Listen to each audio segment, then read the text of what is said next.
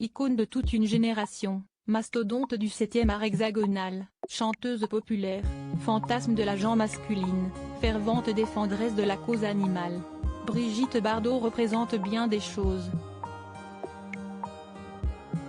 Pourtant, malgré ses nombreuses étiquettes, bébé a eu du mal à se coller celle de mère.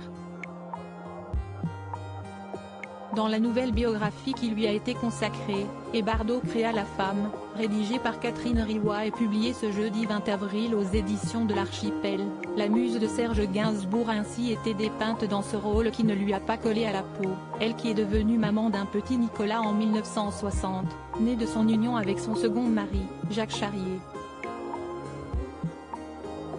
Elle ne sait pas comment s'y prendre avec son bébé. Et le bébé ne sait pas comment faire avec sa mère.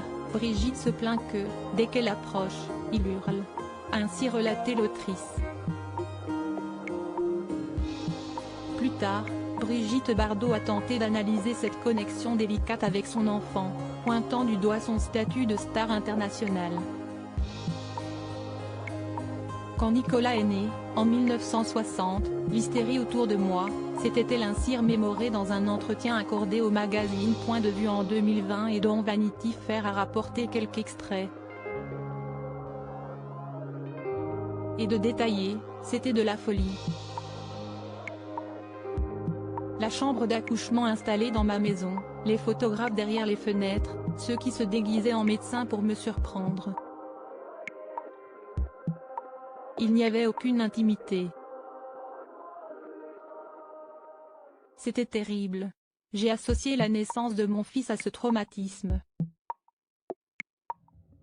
Et c'est Nicolas qui en a porté les conséquences. Supérieur à Brigitte Bardot, Roger Vadim, Samy Frey, Serge Gainsbourg.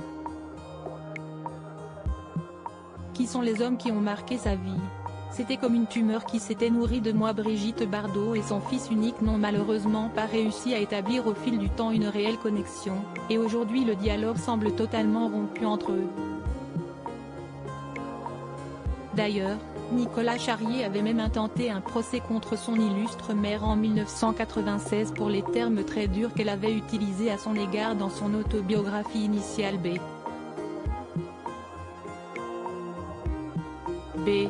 Édition Grasset. En effet, celle qui fut également mariée à Roger Vadim avait décrit sa grossesse d'une façon on ne peut plus crue. C'était comme une tumeur qui s'était nourrie de moi, que j'avais portée dans ma chair tuméfiée, n'attendant que le moment béni où l'on m'en débarrasserait enfin. Le cauchemar arrivait à son paroxysme, il fallait que j'assume à vie l'objet de mon malheur.